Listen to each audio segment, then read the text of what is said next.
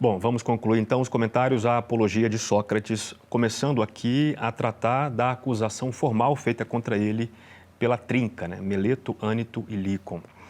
Sócrates, em certo momento da apologia, ele conversa com Meleto, seu principal acusador, tentando tirar dele satisfações a respeito da prova que ele tinha que ter levado ao tribunal e de fato não levou. É interessante a gente rastrear, como faz o próprio Taylor no seu livrinho, qual era a acusação formalmente feita contra ele. E Platão, de fato, a descreveu como parece que foi feita originalmente, mas vale a pena a gente ler aquilo que temos como texto original da acusação. O Taylor menciona que o Diógenes Laércio transcreveu o texto da acusação segundo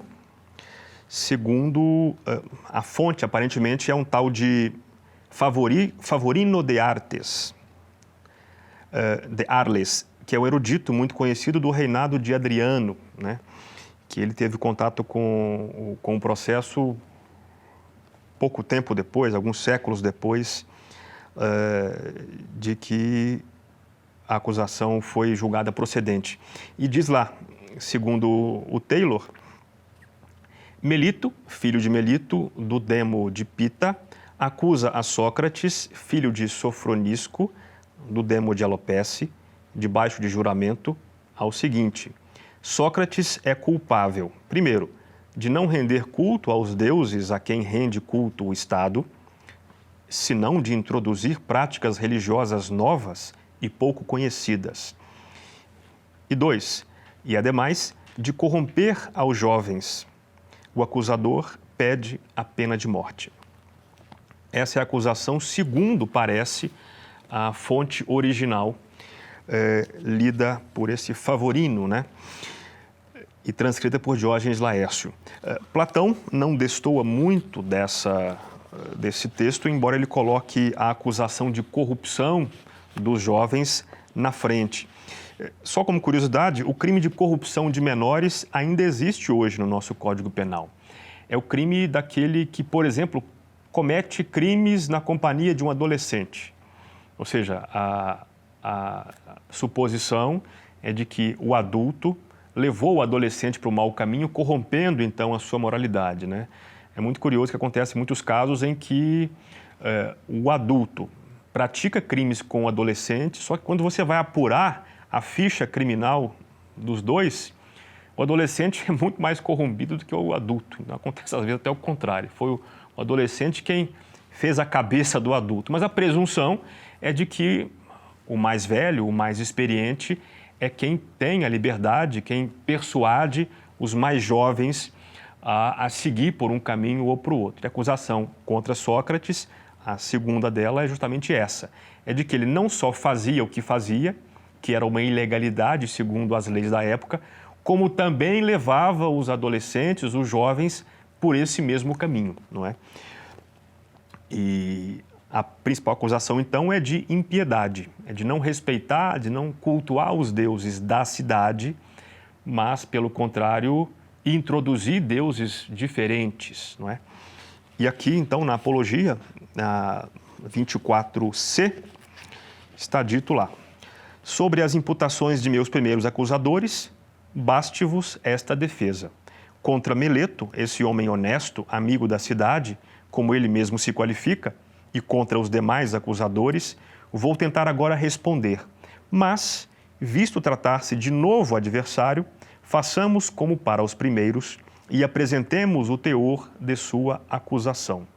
É mais ou menos o seguinte: Sócrates, assim diz ele, é culpado de corromper os moços e não acreditar nos deuses que a cidade admite, além de aceitar divindades novas. Eis a acusação. Passemos agora a examinar cada uma de suas partes. Aqui, no fundo, parece que é uma técnica de Platão. Como Platão não apresentou a acusação anteriormente, ele foi obrigado a resumir ela aqui, Pode ser que Sócrates não precisasse dizê-la, porque a acusação já havia sustentado anteriormente. Mas é fato, então, que são dois pontos: a acusação de impiedade e a de corrupção dos jovens. E aí ele começa uma conversa com o principal acusador, que é Meleto.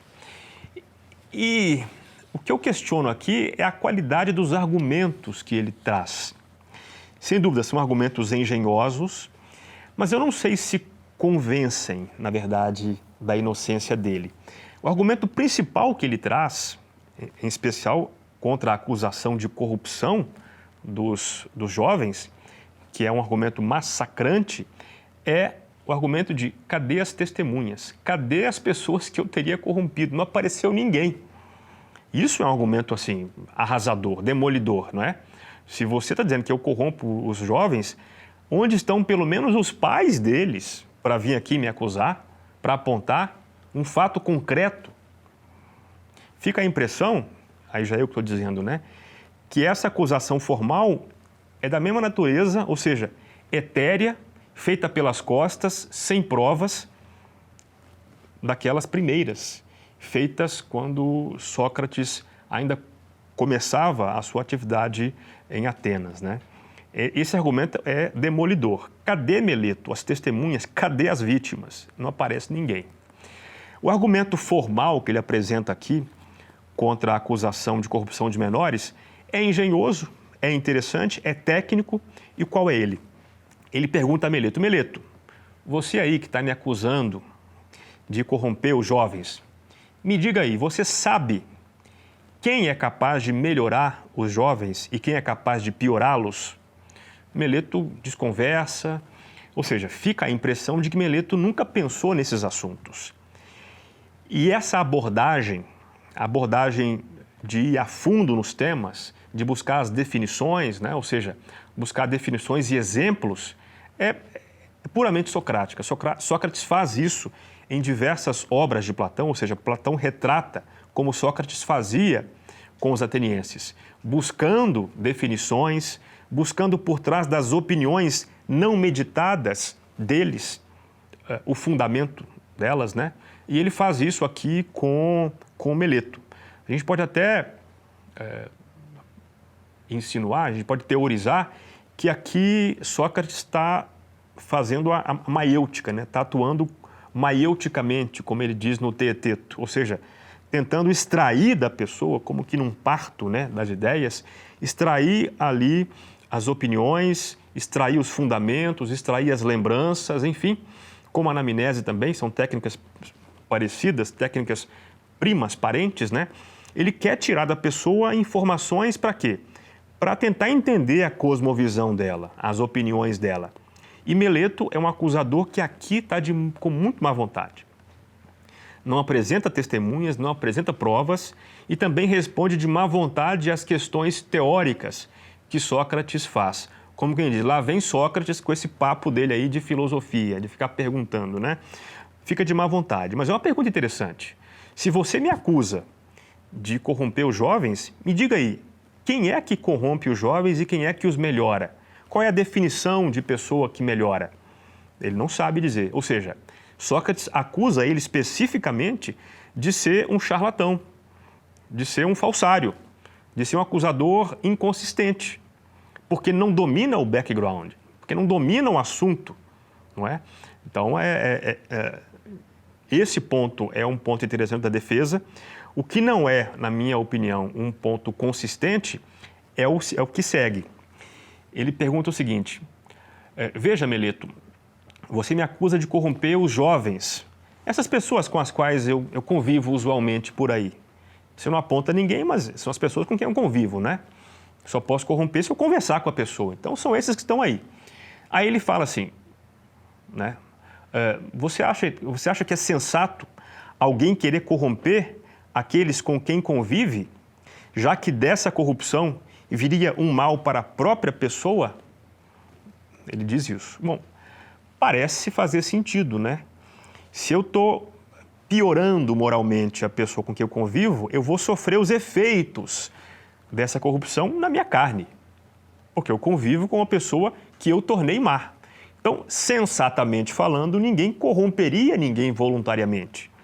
É um argumento que pode funcionar, mas eu achei, na verdade, fraco, justamente porque essa concepção de Sócrates de que ninguém pratica o mal voluntariamente, eu vou voltar a ela mais à frente, ela não é, na verdade, muito sensata, né? A gente percebe hoje que não é bem assim. Então é possível que alguém corrompa, sim, com culpa, né? Ou seja, com dolo, com vontade dirigida ou com culpa, alguém do seu convívio, não é? Esperando que esse efeito da corrupção não recaia sobre si, como quem diz, eu tenho minhas defesas, né? Então, não parece um argumento assim demolidor. E em relação à acusação de impiedade, ou seja, de não crer nos deuses da cidade, acusação de ateísmo, na verdade, ele também se sai com uma que formalmente faz sentido, mas não convence tanto. Ele diz, olha, é conhecido, é sabido que eu ouço a voz do daimon, né, do meu mentor espiritual, digamos assim. E como eu posso ser ateu se eu tenho plena confiança nessa voz, ou seja, de uma criatura espiritual que é, segundo ele, filho dos deuses? Ele fala, ninguém pode crer, por exemplo, na existência da arte equestre sem crer em cavalos, por exemplo.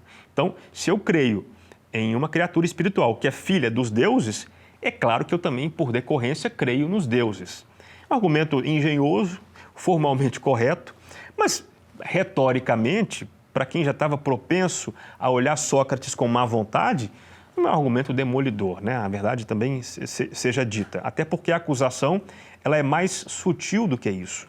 A acusação não é simplesmente de ateísmo, é de não crer nos deuses da cidade, não honrar os deuses da cidade de Atenas, mas sim cultivar outros deuses. Então, é bem possível que esses outros deuses se apontassem para o daimon.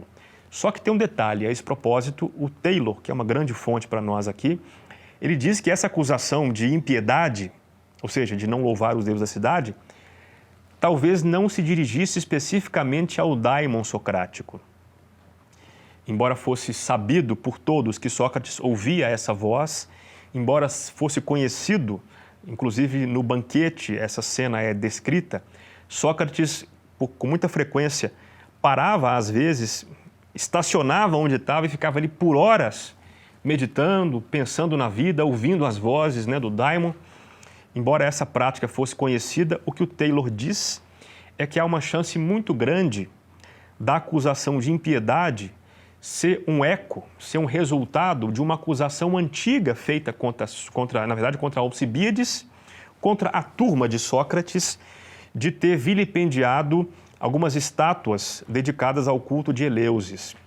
Durante a Guerra do Peloponeso aconteceu um evento lá, as estátuas de Eleusis apareceram destruídas numa certa manhã e acusaram Alcibíades e sua turma disso. Ele nega, sempre negou, não se tem certeza se foi ele ou se não foi ele, há sinais que sim, mas ele nega. Há quem diga que seria insensato ele fazer isso em plena Guerra do Peloponeso, né? Seria um mau agouro, mas enfim, não se sabe, mas se atribuiu a ele e na boca do povo foi ele quem violou o culto de Eleusis, né?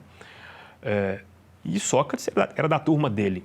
Só que essa acusação não poderia ser feita formalmente a Sócrates, porque houve anteriormente uma anistia em relação a esse fato. Então, os juízes não poderiam condená-lo por esse fato, que já estava anistiado, mas a acusação jogou ali, de modo genérico, um senso de impiedade contra ele e aparentemente colou, né? Então, existe também essa insinuação de que estavam condenando ele por um crime, digamos, prescrito, por um crime cuja punibilidade já não era mais possível, né? Bom, então essa é a acusação formal feita contra ele e essa é a sua defesa feita no diálogo com Meleto. Agora, a parte mais interessante dessa segunda metade da obra, digamos assim, não é nem essa defesa dele, que, como eu disse, não chega a me emocionar, não chega a convencer tanto assim, né? É uma demonstração do método dele de busca da verdade, de busca dos fundamentos e como isso vale a pena como registro, mas no fim das contas não chegou a convencer, né? Nem mesmo aos amigos dele, com certeza. Mas muito bem, a parte mais interessante parece a mim ser o desenvolvimento que ele faz do dever que ele se impôs de concitar os atenienses a buscar a virtude. E ele então prossegue na sua defesa, falando então da sua concepção sobre a morte. E ele diz, num trecho muito interessante, que ele não se preocupa basicamente, e que não deveríamos nos preocupar basicamente, se nossas condutas, sendo corretas, vão resultar no curto ou no longo prazo, na nossa condenação, enfim, não nos preocupemos se estamos vivos ou mortos. Eu vou ler o trecho que é mais significativo, né? Está aqui na página 28b, linha 3. Alguns comentadores também acrescentam a linha do trecho para facilitar ainda mais a precisão do leitor, né? 28b3. Ele está então falando sobre sua concepção a respeito da morte. Ele fala, olha, ninguém sabe, na verdade, se a morte é um bem ou um mal. Então nós não temos que temer a morte.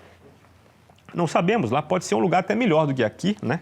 Que história é essa de ter medo da morte se não sabemos se é um mal? E aí, está aqui. Talvez alguém me objete. Não te envergonha, Sócrates, de teres adotado um gênero de vida que hoje poderá acarretar-te a morte? Ao que eu daria esta resposta justa. Estás enganado, amigo, se imaginas que por menos que valha uma pessoa, deve pensar em morrer ou viver, em vez de considerar apenas se procedeu com justiça ou injustamente em todos os seus atos e se comportou como homem de bem ou como celerado. Ou seja, está claro aqui que o critério para ele não é a sobrevivência corporal. Há um valor mais alto aí, um valor mais relevante que deve servir como critério para pautar a nossa conduta. E aqui também já se insinua uma modificação muito significativa da tábua de valores que Sócrates assumiu para si e acabou transmitindo para Platão também. Ele exorta os atenienses dizendo, vocês não têm vergonha não de ficar aí a vida inteira preocupando com dinheiro, enfim, com prazeres, e não se preocupar em cultivar a alma, né, em meditar sobre a vida.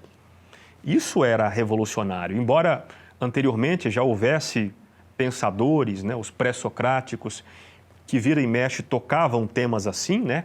Heráclito é um sujeito também que sempre toca nesses assuntos de virtude, de busca de algo mais valoroso, né?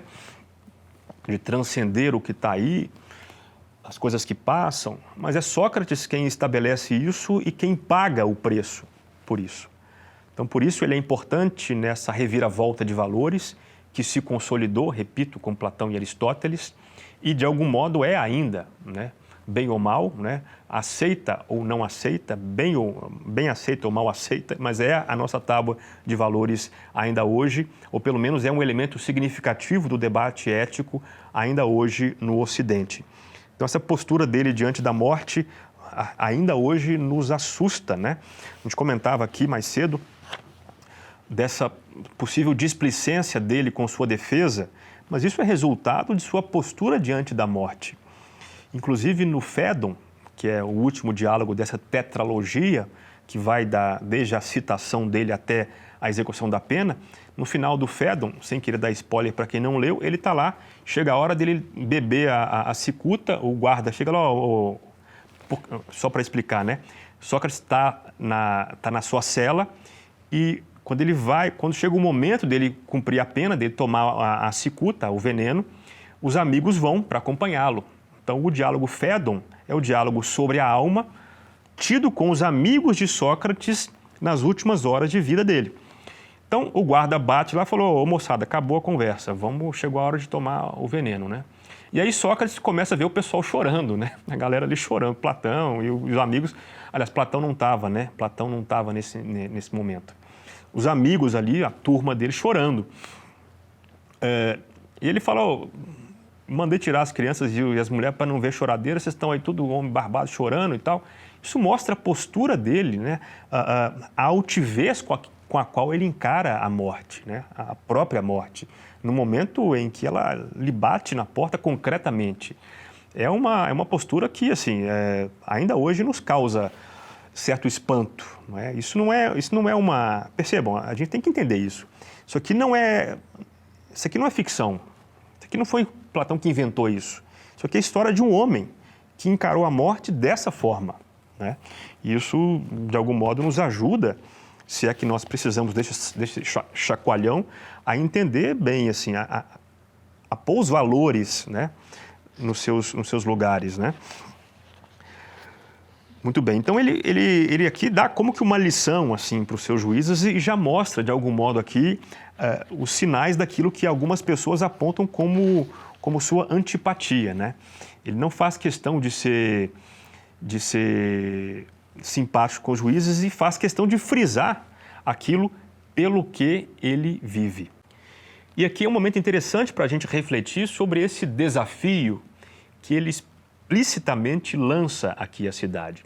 Na verdade, o processo e a condenação dele podem ser vistos como uma reação de defesa do corpo social a essa suposta ameaça, que era esse indivíduo que se dizia portador de uma sabedoria diferente daquela usual, daquela chancelada pelas autoridades, ou seja, como uma defesa do corpo social. Talvez seja por isso que Hegel diz que a condenação foi justa, desse ponto de vista. Porque, vamos ser sinceros, né? Nós também hoje temos essa noção de que a ordem, de que as leis... Por exemplo, a grande batalha que as pessoas de bem têm pela prisão após condenação em segunda instância. Isso nada mais é do que a tentativa de defesa do corpo social contra criminosos condenados em segunda instância. Ou seja, tem a sentença judicial do juiz de primeira instância, tem a confirmação pelo tribunal, não é possível que esse cara não vai ser preso. Ele está convivendo entre nós, um criminoso. Isso é defesa social, não é? Alguns podem dizer que o sujeito é inocente, que ele vai conseguir absolvição no STJ, no STF, talvez consiga mesmo. Mas, enfim, é defesa social. É a sociedade, a coletividade, querendo o cumprimento das leis para se defender, para defender a integridade da ordem social. Isso não é novidade para nós hoje, assim como também não era novidade na época de Sócrates. Então, de algum modo, o que estava em jogo é mais ou menos isso. A coletividade não entendia bem o que Sócrates fazia, entendia isso como uma ameaça, então decidiu colocar as regras do jogo em andamento para punir aquele que destoava um pouco daquilo que juntava as pessoas numa coesão social, né? Agora, a gente precisa meditar sobre isso. Embora para nós hoje seja, por um lado, mais difícil assimilar o modo de vida das pessoas, ou seja, entrar na cabeça delas naquela época e entender como que elas viam Sócrates, e não se enganem, talvez nós condenássemos Sócrates naquela época, talvez, né? Não compreendêssemos ele como hoje podemos compreender, 2.500 anos depois, tendo Platão e os comentadores a nosso auxílio, né? E, por outro lado, é mais fácil porque nós temos um panorama maior também, né? Se você quiser buscar as fontes, você vai atrás de comentadores, de historiadores e consegue montar na sua cabeça um cenário, né? E talvez montando esse cenário seja mais fácil absolver Sócrates, né? Mas, muito bem, essa noção de que Sócrates desafiou a cidade, a pergunta que se faz era justa a condenação dele por ter, entre aspas, desafiado a cidade? E, afinal, ele desafiou de fato a cidade ou ele desafiava indivíduos específicos, aqueles tidos como sábios? Na verdade, essa resposta varia de acordo com a visão que cada pessoa tem, né? Mas que ele foi visto como uma ameaça, disso não há dúvida. Agora, que ele foi de fato uma ameaça concreta, isso é controverso. Até porque, percebam, Sócrates deu muitas mostras de respeito pela ordem, pela cidade. A recusa dele perante Críton de fugir, eu não vou fugir. Eu vou respeitar as leis, ainda que eu não concorde com a condenação, eu vou respeitar. Isso é demonstração de poxa, de grande respeito pelas normas, né?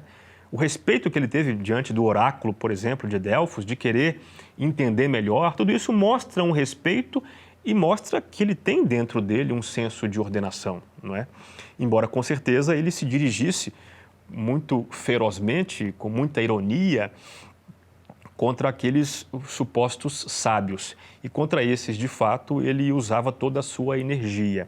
Mas então existe uma tensão aí, perceba, entre o direito da coletividade de manter a coesão, vou dizer, o direito, né?